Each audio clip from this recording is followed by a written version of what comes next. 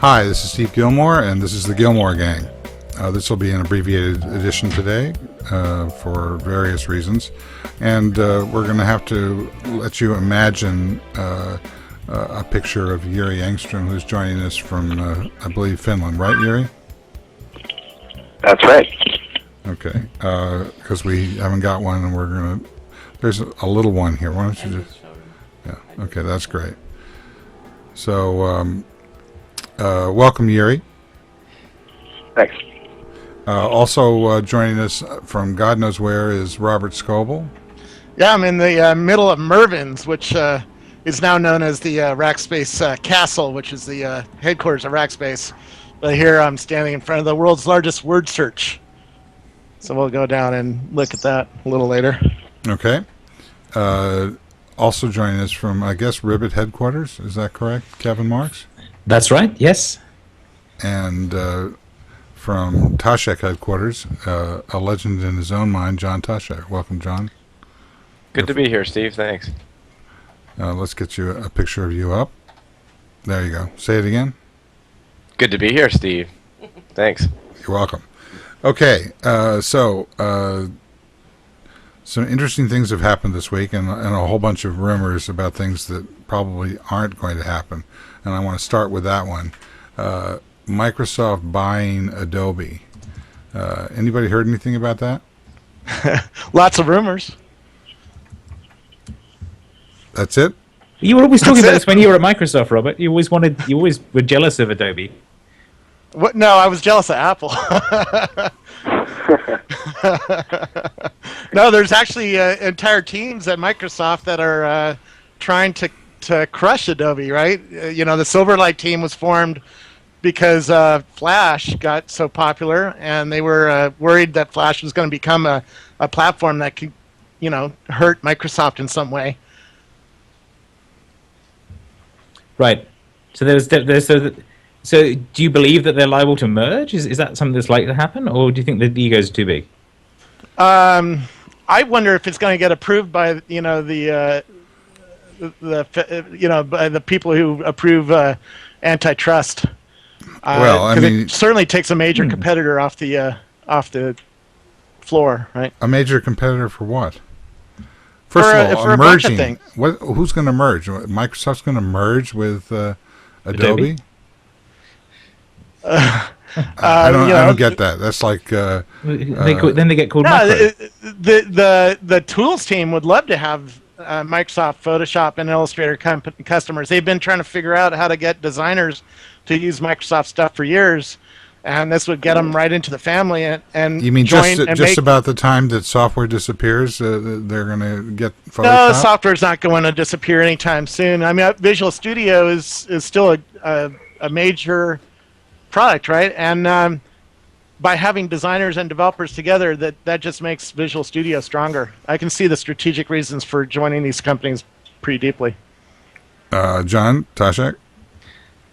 Yeah, I mean, the names that people are banding around, Microbi and Adobosoft or whatever. Sounds about right. A virus in the form of Flash. They compete on Silverlight, as Robert said, and Flash. But I don't know. I think the future's moving a lot more toward mobile, and Adobe doesn't have a good story there. And Microsoft's launch next week, or what is it, Monday?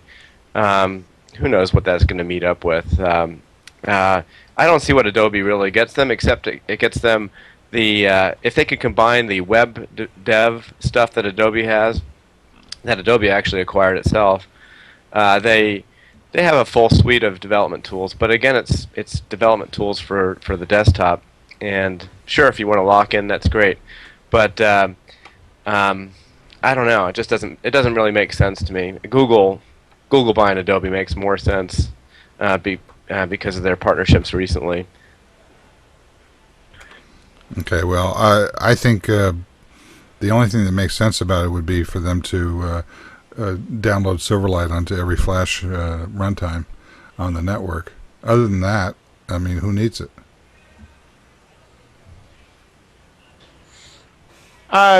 Designers still use, this word search was built in Adobe Illustrator. I'm sure. There's still a lot of people who use Adobe products. They still make millions of dollars in revenue. That's fine. I mean, It's like Oracle buying companies for their maintenance stream. That's what Microsoft would buy Adobe because they have that installed base on the development tools, on Illustrator, Photoshop, and they would be a competitor to Apple, right? That's why they would do it. But it seems like Apple's eating their lunch on Final Cut, Adobe's lunch on Final Cut. I'm not sure Apple has too much strength in development tools on anywhere else, but they would have that. I don't know. I think it would pass the FTC antitrust. I just don't think that it gets Microsoft anything. I don't think it's going to increase shareholder value. I think the companies operate separately better, and I just that's my take on it. Right. I mean, I think it seems like it would be a move against Apple and possibly Google. It almost seems like an acquisition to be made just to keep someone else from having Adobe. And also, like, what would happen to Silverlight? I mean, that's like the question mark for me in that whole equation. Like, what's going to happen in the Flash Silverlight? Like, is Silverlight just going to disappear, or what would happen? Which team would kill which team? Because both teams would not survive. Yeah. And I think since we're talking about mobile, Flash at least has distribution on most of the mobile platforms out there other than the iPhone. So I would say Flash survives. Barely there at all. They're barely there. They have nothing that actually works on any platform. Oh no, they've That's not true. Got it on some of my phones, but Does it's it only actually the brand work? new ones and doesn't work that well. Yeah, it's not there yet. Well, I mean, Silverlight's not there yet either. If you want to True. say it, I'm not saying it is. Yeah. I mean, Silverlight's not there yet on the iPhone, in the same way that Flash is not there yet. So maybe what they would do is call the Silverlight team the Flash, call it Flash, push Silverlight to everybody's phones, and except for the iPhone. That's what I said about 10 minutes ago. All right, so I'm right. I mean, the Windows Mobile Phone 7 coming out Monday is going to have Silverlight, right? Yeah, absolutely. And what else? That's and about Flash it. Too. Really? That's the rumors. I don't know. I don't have one of these phones yet. Well, if you don't have one, they don't exist.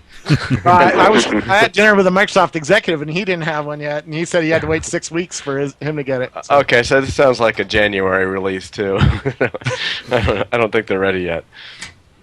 We'll see. Yeah, Matt I think the chat room wants to talk about Evan stepping down as Twitter CEO. That might actually be more interesting than talking about Microsoft. Well, not to me. I think that the idea that that there's an asset that Adobe has that's worth buying is fascinating. It shows, I think, how desperate Microsoft's become.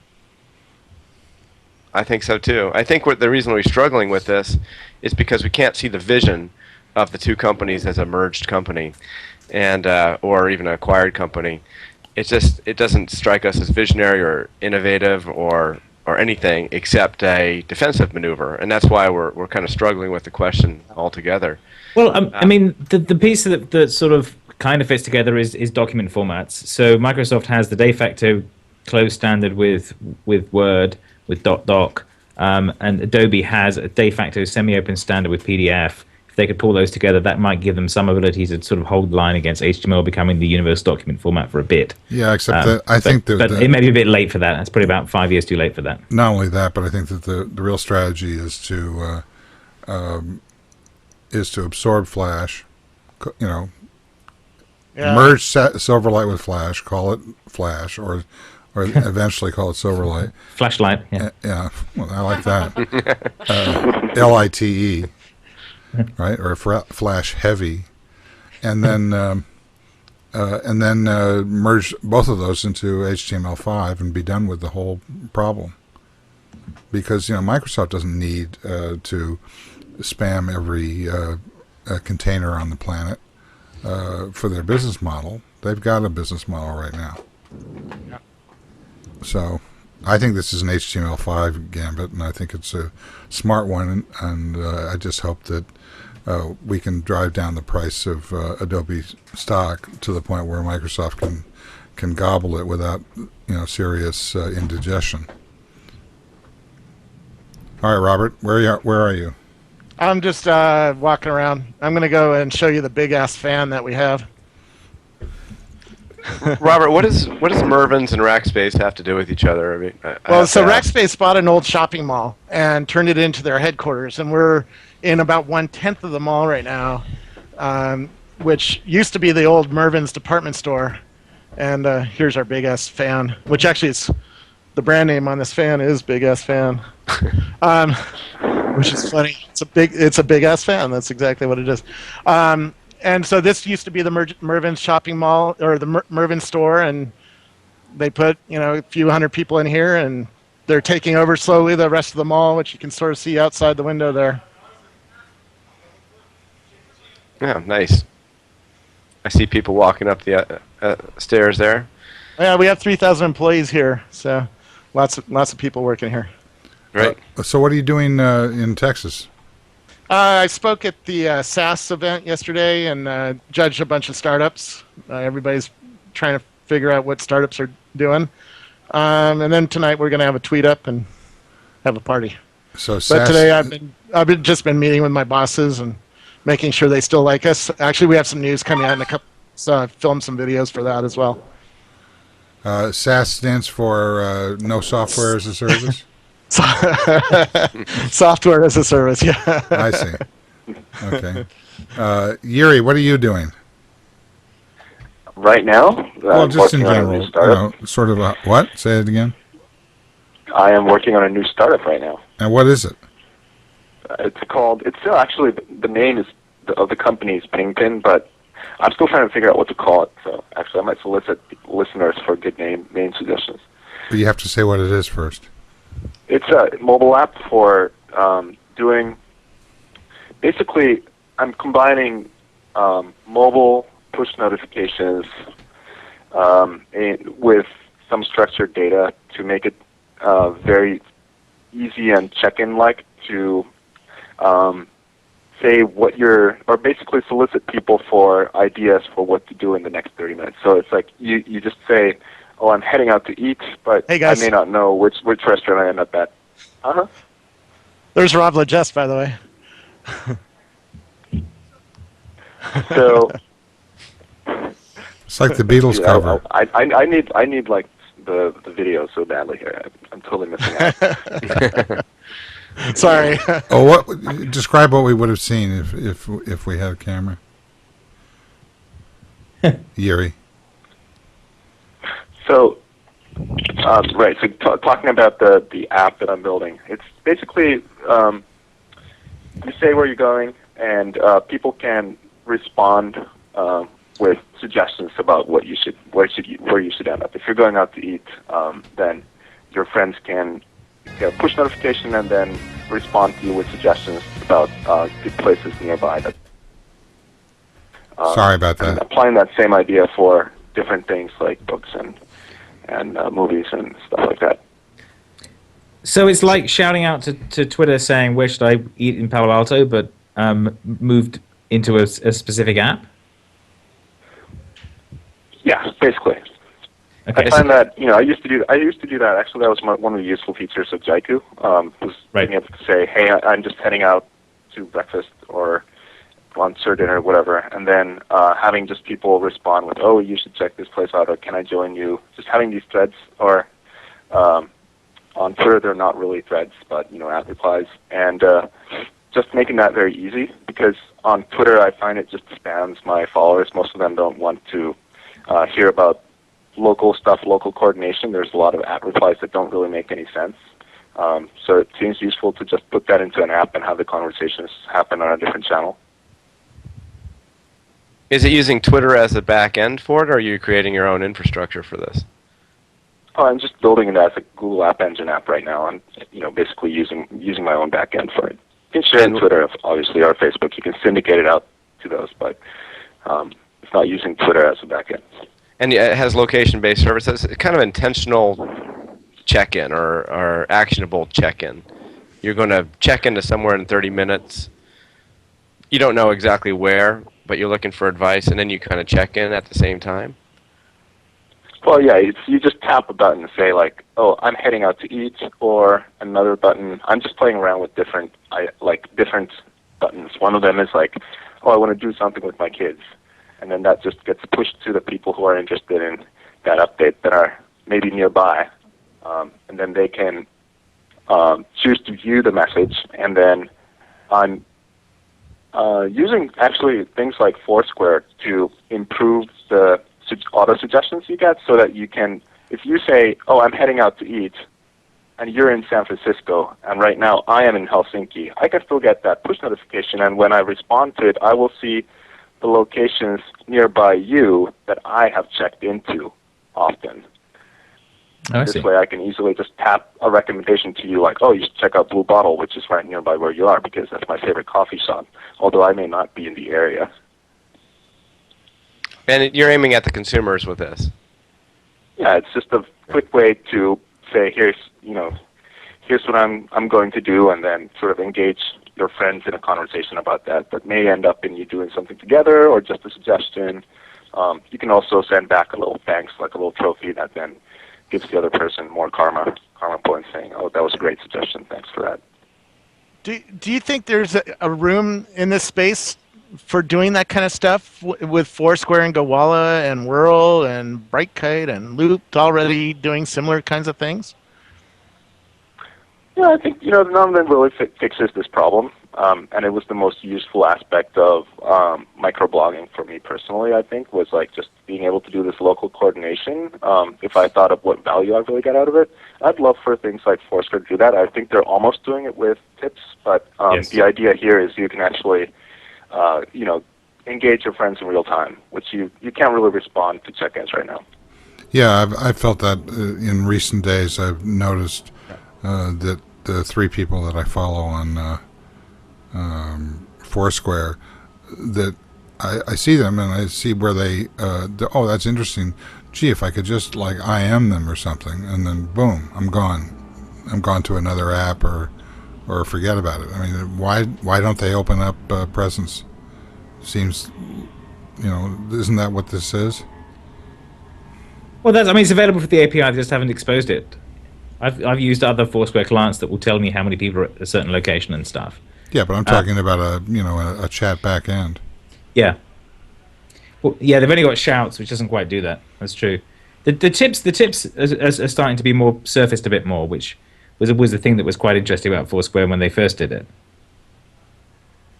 The other thing about the sort of economics behind checking into a place and being able to essentially barter with a company for, "Oh, that's interesting. Well, but this store across the street, they're telling me I can get the same thing for 10%, more off." And then if you can have that, then why not have a conversation between the two stores, and you can sit back and let them negotiate themselves down to while you go and have a cup of coffee at some other place. I mean, the whole. I think the idea. Go ahead. The idea makes a lot of sense. I tend to get those offers or deals on things like Foursquare when I'm already checked into a location. So I'm like at a restaurant, I've checked in, maybe just about to order, and then it says, "Oh, there's a deal across the street." Like, what are the chances that I'm actually going to walk over the street to the other restaurant at that point? They're usually pretty low. So personally, for me, it's interesting to try to think about ways to, basically, this is about intent. You may not know where you're going to end up yet, and this seems like a better place to provide you with suggestions, both from your social network and possibly also from, merchants around you that have a deal to offer. Well, I just was just back from Japan, which is why I'm so disorganized. It's my excuse for why I'm so disorganized today. And FaceTime is amazing over once you get outside the United States. I was able to basically, dial in on FaceTime, put the iPod Touch down, work with the iPad or do anything else, and it's basically like sitting next to somebody in the room. Like Tina's right here, and the other night I was, basically just listening to my daughter fall asleep, the way that I do when I'm here. I mean, it becomes a replacement. So here's my point. Yesterday when I was at the airport in Tokyo, Tina was on the move around San Francisco, and she went from one location that had Wi-Fi to another location that had Wi-Fi, and all of a sudden there she is, popped up. The value proposition for the economy of the Wi-Fi economy is, I think, going to become extremely significant, because once you get into this kind of a real-time interactive environment over Wi-Fi, first of all, the costs are zero, and the improvement over it's like the difference between instant messaging or collaboration technologies and email, only with voice. It's like voice and picture. But even if it's just the voice, the fact that it has such a proximity effect, and that it goes across time zones as well as location, it neutralizes the notion of location in a very powerful way. So that's when these kinds of things, I start seeing these alerts and these check-ins from Foursquare coming up on my iPhone when I'm in Tokyo. It's not exactly relevant to me, but if there were a group of people who were sort of bonded together, perhaps using this new Facebook group technology across a virtual place, and start to have these kinds of conversations. I mean, it really is irrelevant where you are if you're invited into a conversation that's going on in virtual space.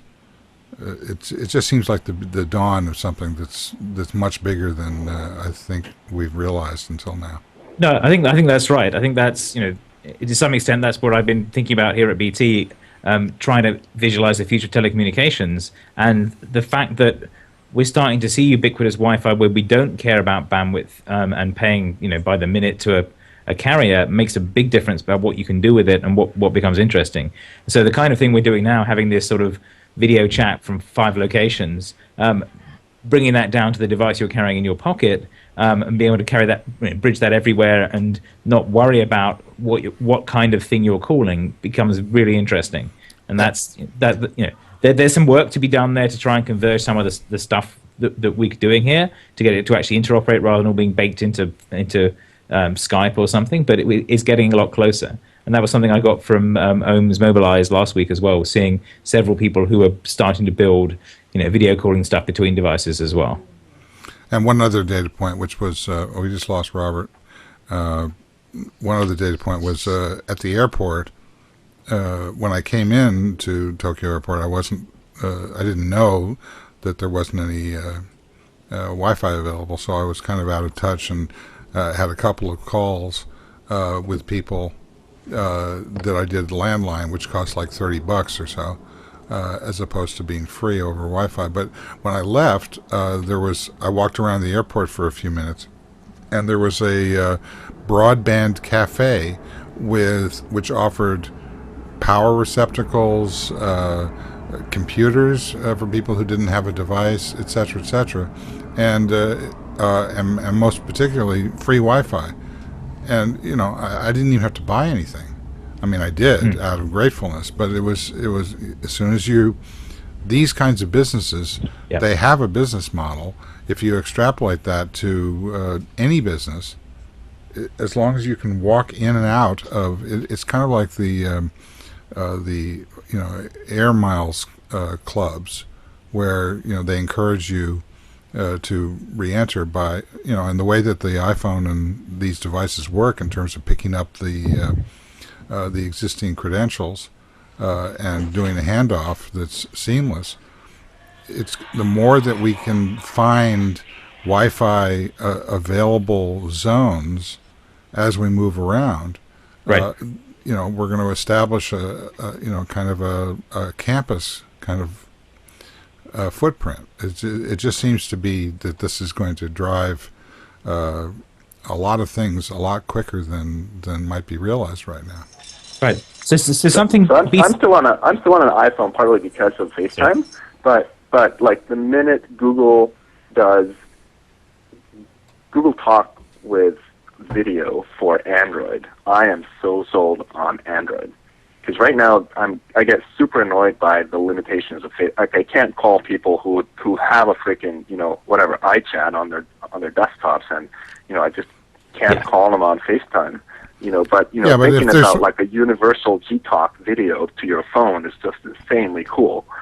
It's insanely cool, but you're each one of the negotiations with the carriers on the Android platform, as it destabilizes their revenue over POTS and text messaging, is going to be a separate crisis that's going to take quite a while to unsort. And Apple has the advantage of what they continue to do, which is when they see another platform getting close to those kinds of technologies, they unbundle. The second that Android starts to have that capability in any large, ubiquitous cross Android platform, if you understand what I'm saying, Apple will move aggressively toward working with carriers that will support using these things over the 3G and 4G networks. And the same thing is going to be true, I think, of they've already committed to, at some future date, which is probably a week before Android is capable of doing it, unbundling iSight or connecting iSight and FaceTime. So, I just don't see this as some sort of hard-coded target, and I agree with you that no, it's a question of getting stuff to actually interoperate, which the lower level is all there. Everyone's using the same codecs and the same protocols pretty much. It's just getting the actual plumbing so that we can actually call between systems is what we need, and I definitely see that coming. Jryi? Yeah, totally. I mean, I think that would be the ideal world, right? And I'm just kind of waiting for. I'm saying like Google Talk is already becoming so ubiquitous in my social network. Okay, granted, almost everybody has iPhones. They just don't have iPhone 4 maybe yet. But I'm thinking like I really like this idea of being able to call the desktop, and like have stuff even that runs in the browser, like the Google Video stuff does. So I don't know. That to me just seems like this holy grail, and I'm just waiting for Google to do that. I've been waiting for them to do it since they launched video on Gtalk, because it just seems like such an obvious selling point for Android. Yeah. Well, and also pushing that into the HTML standardization process as well. At the moment, to do that kind of stuff, you basically just sit there on Flash or write a client app.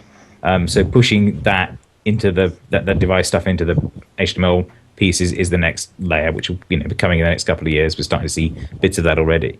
On the ubiquitous Wi-Fi thing, one piece of that, something BT launched a couple of weeks ago in the UK, is, I don't know if you know this, but the way the BT sells home Wi-Fi in the UK is they have the FON, F-O-N stuff in there, which means that every base station is also available for sharing to other customers. And they launched an app for both Android and iPhone that automatically signs you in when it sees one. So the situation you had, Steve, would mean if you're in the UK, every time you pass someone's house or office that had a BT base station in you, and you were a BT customer, you would be connected to that network. Well, as a matter of fact, on the bus that I took to the airport, it had a big sign that said it was Wi-Fi. Right. And the Wi-Fi was available, I believe, through through phone. Right. FON. Yeah. Is it phone or FON? I say phone, but because phone is really confusing. But who knows?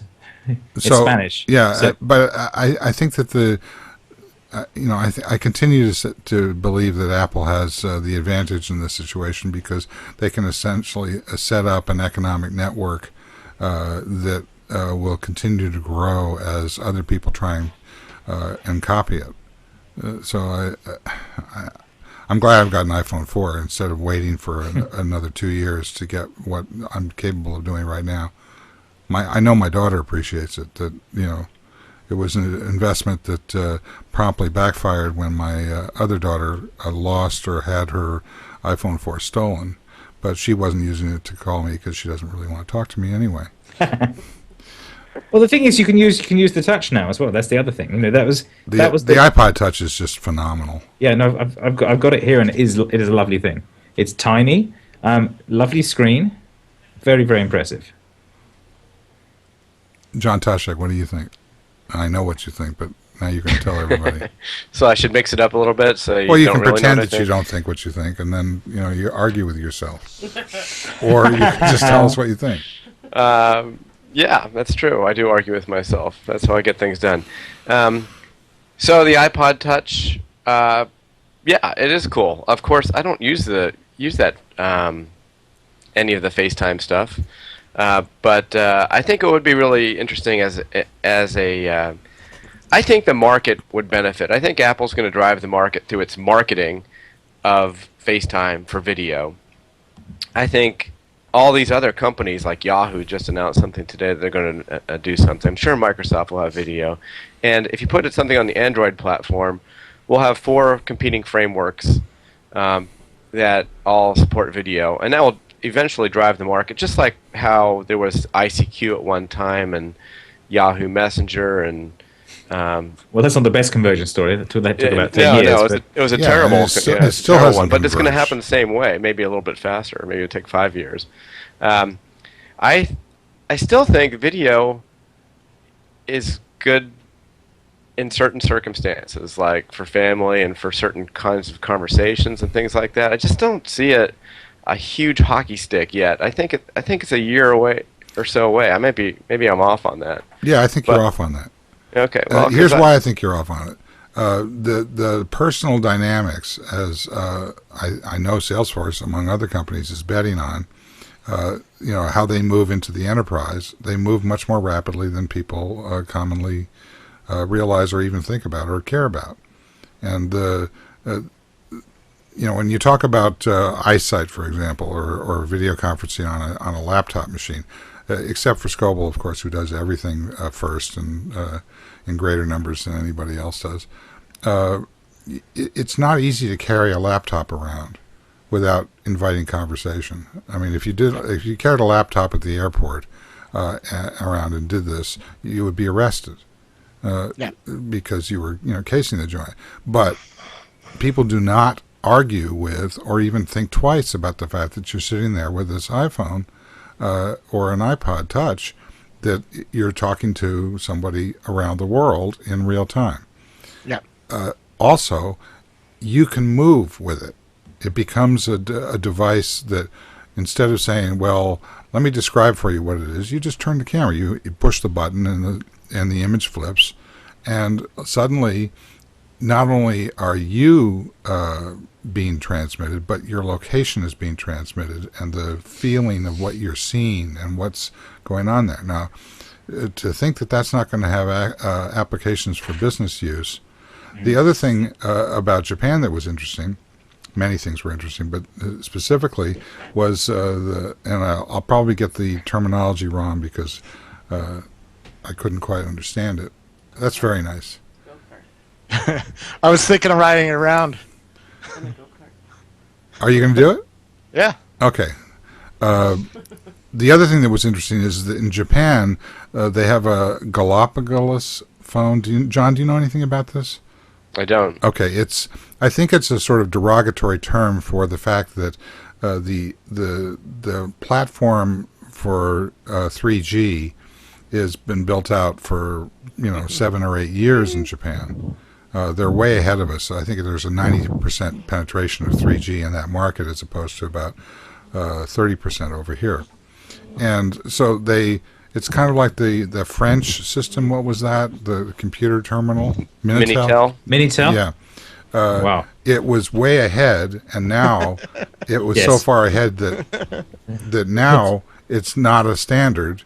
Therefore, it's way behind. So that's cool, Robert. Yeah. They're a lot of fun. So the Minitel, I'm sorry, the Galapagos. I apologize to everybody for this.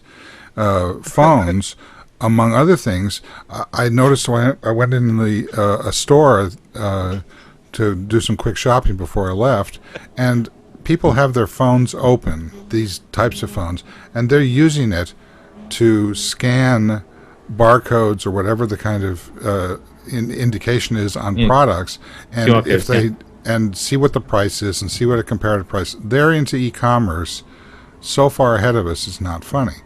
So if you abstract that, Whoa! yes, this is a look inside the adult mind of Robert Scoble. Accelerating tiny shiny objects at every second.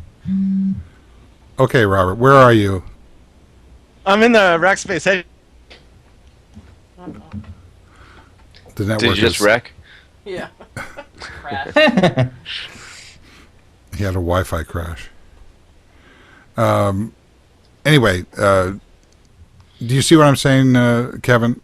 There's this. Yeah, There's this this. assumption that it's something you socially, it's something you carry around with you, which is, I suppose that's kind of, you can see that if you wander around the right bits of San Francisco, but it's not mainstream here in the same way it isn't in Japan. And So it's that's very true. just from as John was talking about, or we were disagreeing about, as a video device, certainly it has limitations in terms of its adoption, but as a video / e-commerce device / location meeting negotiator, the kind of thing where you can sit down wherever you are if you're in Wi-Fi range and join a conversation, as there are bridges that let you tap into social networks behind the firewall. That's going to happen momentarily. Yeah. So I think that's going to drive this technology, and it'll also, as I think Jryi and all of us here are suggesting, it's going to drive the adoption of compatible standards across all these devices very rapidly. Do you agree with that, John? I think there's about 300 million people in the United States, and say 250 million are above age 10, and there's probably about a few million using FaceTime now. And depends on what you mean by hockey stick. So if it goes to 20 million, is that a hockey stick for you? Yeah, sure. It'll go to 20 million. If they all have discretionary buying power that is at the top of their market, yeah, absolutely. I think that's enormous. I mean, what are we talking about here in terms of corporate use? It's going to go through the roof very rapidly.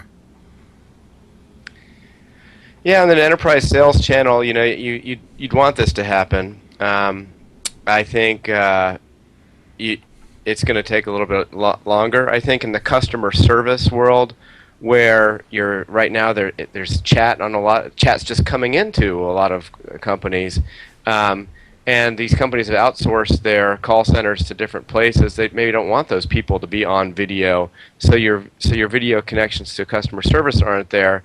I think this is something that's going to come later, and I do see a large penetration here, but it's going to be a while before it's got an enterprise value. That's not saying I'm not looking forward to it. I think it will be really good. I just think that the way people work here in the United States, or maybe we're a little bit behind. Infrastructure-wise, we're a little behind. The way that we use certain functionality, we're a little bit behind. But that doesn't mean that we're laggards either. We're just kind of like, we're in the middle. Well, I certainly agree with most of what you're saying about being conservative about the time frame. On the other hand, what is Microsoft going to do if not push this envelope? I mean, this whole the ability to be able to control your games and stuff. What's the name of that new product that they're selling? I know nothing of Microsoft. I don't know what they sell. Oh God. They Kinect, something like that. Yeah, Kinect. Kinect. Yeah. No, is that right? Whatever it's called. I know what you mean. The one you stand in front of the screen and dance in it. Right. So that's an input device. It's not a big stretch to go from there to adopting that technology for e-commerce and for putting people into a negotiation mode inside of on the move, and combining these devices that you use to go through bridge tolls, etc. Mm-hmm. As those all become part of a smartphone experience, the ability for even third parties, in fact especially third parties, to come in and basically connect and offer bargains across, becoming middlemen for negotiating prices as people are on the go, I think it's going to be huge. Be good. What do you think about Cisco's home entry? I guess it's a home level. It's not personal, but more of a home video conferencing option that does the telepresence in the home. Is that just like? It sounds wildly expensive. I mean, why do we? Why do you $400 need or that? something like that. I think it's $600 first of all, and I think it requires $24 a month or $25 a month, retainer in terms of the infrastructure. I think that it's going to cannibalize their larger boxes. So if they push that out to whatever that marketplace is. Robert, you famously went to that telepresence thing, and does that seem like a growing market for you, or are they sort of stuck at the high end? I can't hear you. It's going to be hard to justify anybody buying this. I mean, we're already doing video conferencing with Skype. Look at this call, right? This didn't cost me $600 additional to add on to my MacBook. Yeah, but the limitations of Skype in a business setting, I think, are fairly substantial, or be used more. I mean, I don't see but there's people lots of using it at companies all. out there that are using Skype-like things to do video conferencing for far less money, or at least far less initial money. They do a monthly fee kind of thing. Jryi, what do you think? Do you think that? Yeah, I think there's two points here like that come to mind. First of all, this is a classic disruptive, kind of like a market disruption going on with video here. That started with Skype early on, and it's been surprisingly long in the coming. Just because I don't think Skype video calling has caught on as quickly as I would have thought it would originally when this came out.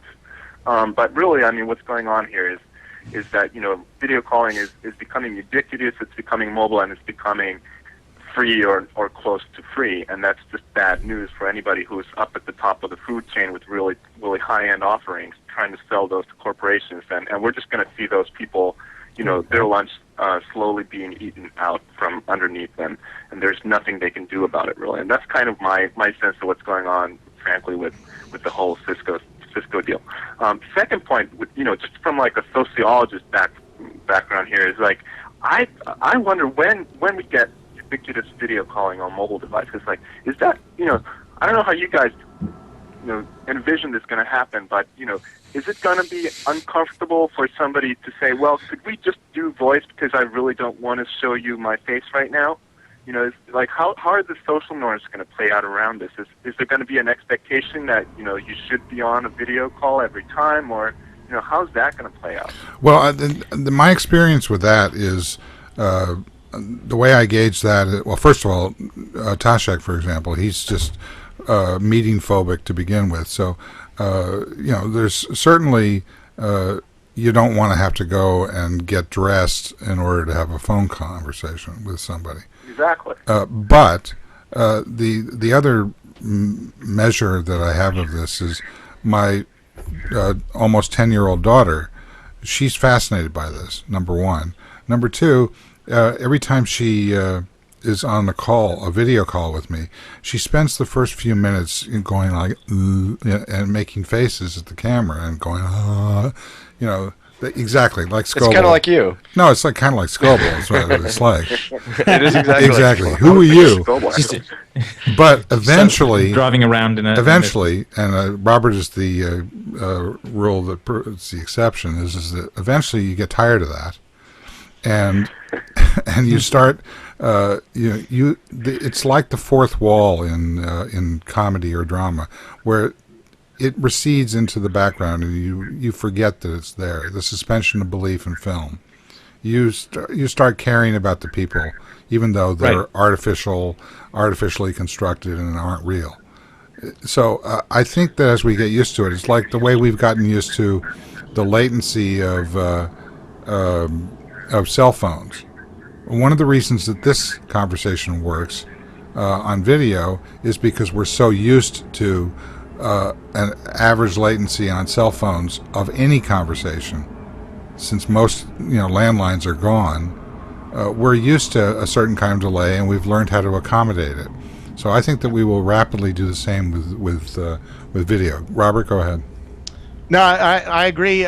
If you go to Simple Geo's office in Boulder, Colorado, they have an LCD monitor up on the wall that's always on and is using iChat to show their San Francisco office, and they find that it's even by just using it as like a window into the San Francisco office, it lets people see, oh, the office is busy or it's not busy, or the person you want to call isn't there. It's nice to feel connected that way, and video is unique in that ability. Yeah, I remember doing that when I was working at Google. I'd have a little Tandberg next to my monitor, and it would just be open all day to an engineer I was working with who was in another building, although we were on the same campus. And it was just great to be able to see when, oh, he's at his desk, oh, he's away somewhere, he's probably at lunch right now. It's actually really, really nice for getting a sense of what somebody's doing, and it's much easier to actually ping them on IM and just have we'd have IM conversation, which kind of sounds ridiculous because there we have a Tandberg next to us, but it was actually really, really pleasant. It's a good way to co-work with somebody. So we haven't gone that much farther than the first internet sites that showed the coffee pot, whether it was full or empty, or the ones that were focused on the horse, about to give birth or whatever, from 1994. Mm-hmm. Or the difference is film mobility from 1901. But still, I think a lot of people don't want to be on video, but the mobility will give them an entry point into it and accessibility into it. And by the way, I'm not meeting phobic. I'm meeting athropic. Okay, explain. What does athropic mean? I hate them. Oh. You're not afraid of them, you just very really strict despise agendas, them. and they end on time, they start on time. Because I, of course, am in the corporate world. We have a lot of meetings. I have to go to a lot of meetings. But I make that personality quirk very clear to everybody, so they don't expect me at every meeting. Okay, well, I'm glad we cleared that up. Can I throw out another thought out there? Just please. One of the things that I actually don't think video fits the very, very small mobile devices as well as it does tablets, which sort of are around when people are kind of fixed and seated, and they have that space for doing something. So I'm really curious what's going to happen when we get a camera and an iPad. Whether people are actually going to start having a lot more FaceTime calls over the iPad than they actually are on their iPhones. I would have thought that was true, and I also want to take care of this discussing Ev Williams' move. It's not Ev Williams. Ev Williams is doing exactly what he's always done. It's that Dick Costolo has taken over, running the trains on time. As they move into an advertising environment, Dick is a master at that, and understanding how you tease data or money from data. Does anybody have any other comments on that? And then I can get back to what's interesting. No, the interesting thing is Dick's challenge is that he's got to decide whether he wants to keep his developers or not, because they've been sort of gradually edging away from they threw a huge developer conference in March, and now they've done a huge amount to alienate them. So the question is, how much he wants to maintain that, and how much they want to take inside, and that's his big decision he's got to make, which is a better one for him to make than for Ev, I think. Right. Well, but Ev's made it very clear that he's going to throw developers under the bus, has from the beginning, and will continue to. It was not from the beginning. This is a transition in the last 6 months. Right. Track will be back any minute now. No, I have it. Putting on Chirp in May was a major commitment to supporting developers, and now they're saying, oh, everyone's coming to the website. They've chucked all the links to the apps off the front page of Twitter. I mean, Google, it's quite significant. Google was going to sell that phone on the website, and what happened to that? I mean, people they change. Yeah, They try no. things, it doesn't work, and they move on. But the general tone of Twitter's relationships with developers, I think, was well defined at Bear Hug Camp back in 1943, when they basically said, screw them. You can do it, play, have fun, just as long as you understand that when we see anybody making money, we're going to take their business and we're going to incorporate it into our product. I mean, I think the effect that had, by the way, Steve, back at Bear Hug Camp was, which I was following over a live video feed, just as a side remark, was that developers thought, oh, great, we'll get acquired by Twitter if we build something that's actually scalable and makes money. To a motivation for people to actually develop apps for Twitter, I would claim. Well, I agree with you. The iPad app, I think they bought somebody and then who was fairly well along, and then just incorporated that into their own stuff. The same thing with the iPhone app, right? Yeah, that was Lauren Brickster of Tweety. Yeah. So, right. But as I had this conversation with Nick Halstead at Disrupt, he seems confident that he's going to have a stream available for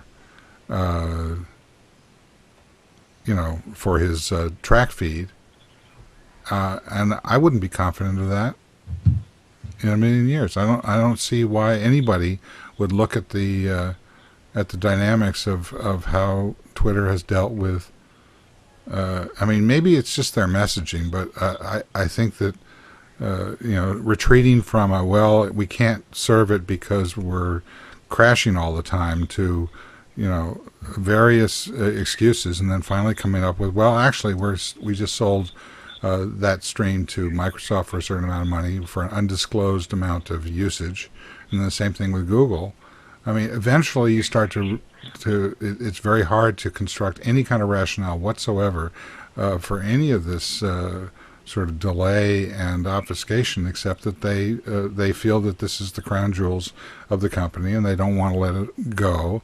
And at the same time, if they don't let it go on some level, then they don't have anything, and they don't have a third-party developer community, and then they're screwed.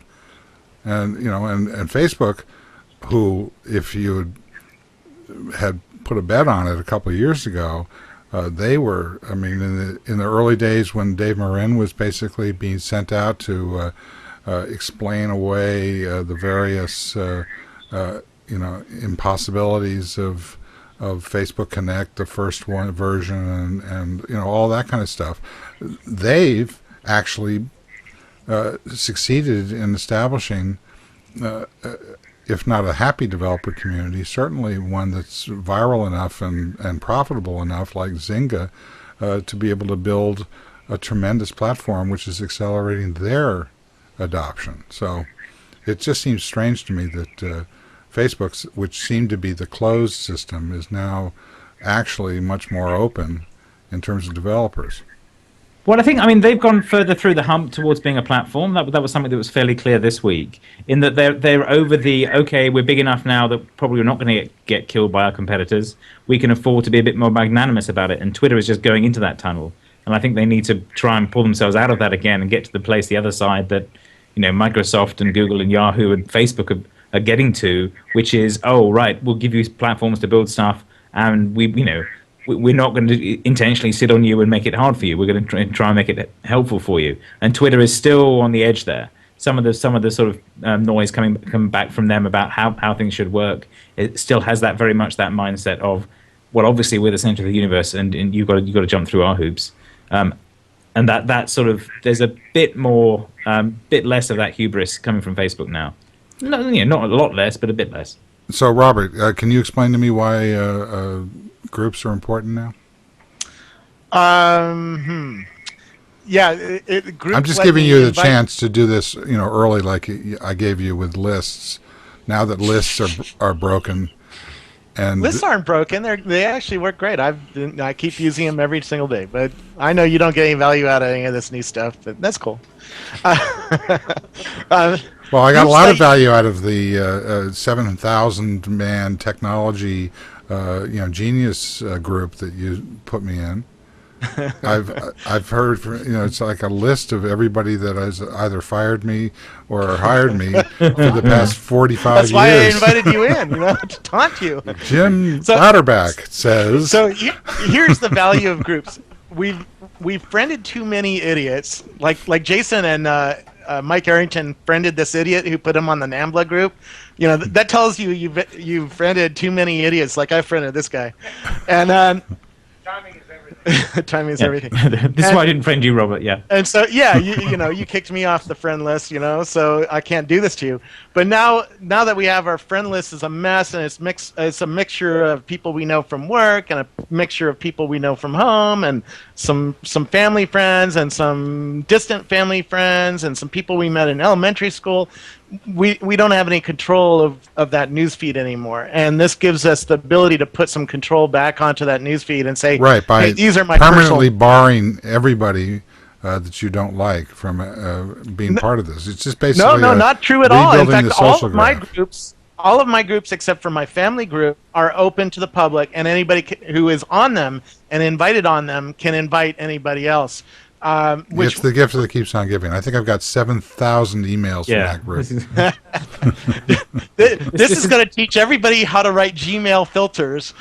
Well, exactly. I mean, this is the buzz flaw again, which is that anything Scoble touches fills your inbox with spam, and it's the same problem we have here. And what it's going to do is it's going to mean that people who have Twitter has a better stability model when you have a lot of followers. It doesn't actually cause them all to be flooded by each other's stuff. I can. To be fair, I can follow Scoble on Twitter without being choked. To be fair, there's a couple of constraints on groups. First, if the group goes over 250 people, like one of my lists does, the email notifications automatically gets turned off, so you don't get notifications from a group that gets super big. The second thing is, if you're getting notifications from a group, you can go to that group and either say I don't want to be part of this group because it's an idiotic group, or two, you can click edit notifications right on the top right and say don't send me anything from this group into my email. Or you could do like what I did and just set a Gmail rule, a Gmail filter. It's but the point is that the basic affordance is now driving you away from having noisy friends and back towards having small friends, which may be a design thing in Facebook. They've always said they want to construct your real social graph, not your sort of publicly right. performed They're doing graph. the same thing they did with translation. They're just letting the audience fix the social graph for them. I'd like to hear Jryi's take on this, if he's still there. No, he's choked. His bandwidth is choked with So the thing, email groups never really notifications. worked with any platform that I've used in the past. Really never worked because it was too big of a hassle to maintain them and set them up. But I think Facebook's at the point where they're at the scale where pretty much everyone in the world is on Facebook. And it seems like that's what you needed in order to actually make groups like a necessity for, being able to use. Nobody can really... despite attempts, it's very difficult to actually quit Facebook because just so much social inertia is taking place there. So how do you make Facebook usable when you have this constant stream of essentially half spam or real spam coming at you through the social network? So I think in that sense, groups are probably the most welcomed, even more than places. Kind of a functioning part of Facebook. The problem, clearly what Kevin just pointed out is groups get spammy too pretty quickly. How can you ever get out of that? I don't think you can, frankly. The only way you can do that is by keeping on chopping it down into subgroups as you go. And I don't know, if Scoble's got some secret top technologists group already in the works where you only have the people who actually are the most interesting ones. But that's generally what tends to happen is you just get, people chopping the big groups down into smaller groups. If you guys remember, there was this service called A Small World that ended up being an invite only for, the sort of high flyers of the world, and they ended up having to, split it into something they called the big world and the real small world when they got too many people on. Well, I just... You guys remember that? Yes. It's the Woody Allen joke about, I wouldn't want to be a member of a club that would have me. Exactly. Yeah, and the other thing I find interesting about Robert's group is that a very interesting group of people post one thing, which is, well, I'm really looking forward to this interesting conversation, and then nothing forevermore because they're immediately trying to figure out how to turn the damn thing off because there's so many email notifications. I mean, let's just say that it's immature. Mailing list, I mean, 1989. Zuckerberg, to his defense, said that this feature was not made for large groups. They didn't want it to be used for the kinds of groups that I immediately tried to build. Right? Yeah, they and Twitter said that groups. Twitter didn't said this wasn't a communications platform, and that Track was not available because that's not what they wanted you to do with it. Yeah. Unfortunately, these internet technologies have a habit of bending to the will of the user, not the designer. The designer gets one shot at the beginning. Right. And then everybody else designs it from that point on.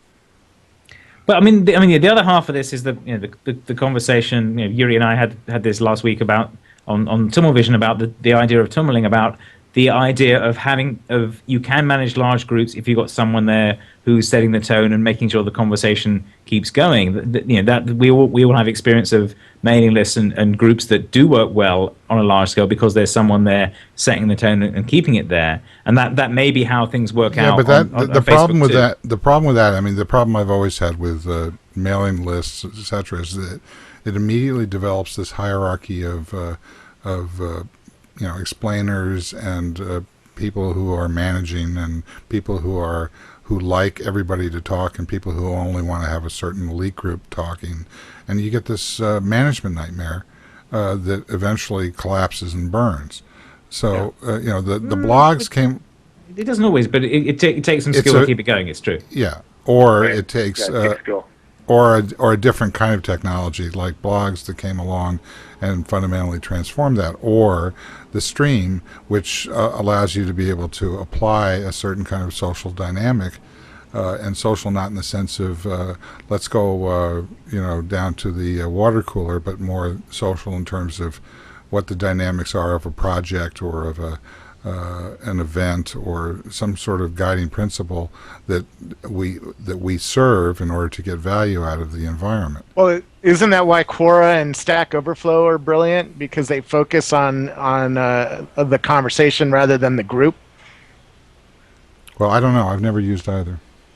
Yeah, Stack Overflow is mostly for developers, and well, they're starting to fork Stack Overflow into other communities, but what they're trying to do is build affordances there that encourage people to take up this tummeling role, I think, so that they've got a certain amount of badges and points, and if you get enough points, you start getting the ability to organize posts and edit other people's posts and do things like that. So they've built this sort of, it's not quite Slashdot-like, but almost. I think it's slightly better structured than the Slashdot model of, if you answer questions and people upvote your questions, that gives you slightly more authority in the group, and that means you can then become a gardener of the questions in that group, and so on. So they're trying to build infrastructure in Stack Overflow to do that, and I think that's definitely an interesting approach to this. All right, well, but aren't both Quora and Stack Overflow Q&A services fundamentally? And Facebook's got Facebook questions. Yeah, I think again, it's kind of like comparing apples to oranges. Well, I think that when you say something is something fundamentally, these things have a beginning and perhaps a middle, and that is reflective. It's like startups where they start on one rationale, and then almost immediately, in order to get more money, they have to decide how they're going to make enough money to be able to get to the next stage, and things start to change and they morph. So again, I don't know about Quora, but Mike Arrington in this group that Robert formed said, an interesting thing. I know where he's coming from. He's talking about FriendFeed, I think, basically. He says that he just doesn't like to have comments pooled, to have his content being pooled on a third-party platform. Obviously, when you can sell your own platform for $40 million or whatever it was, it certainly makes a lot of sense to view the world that way. But from a usage perspective, I find the value of people interactively interacting and collaborating on these third-party platforms to be compelling. Yeah. So there's a struggle and a push-pull there. But as to Quora being a Q&A site, I think it may start that way, but I think that it will immediately move toward this middle ground where the intentions of the site give way to the effects of what happens on the site.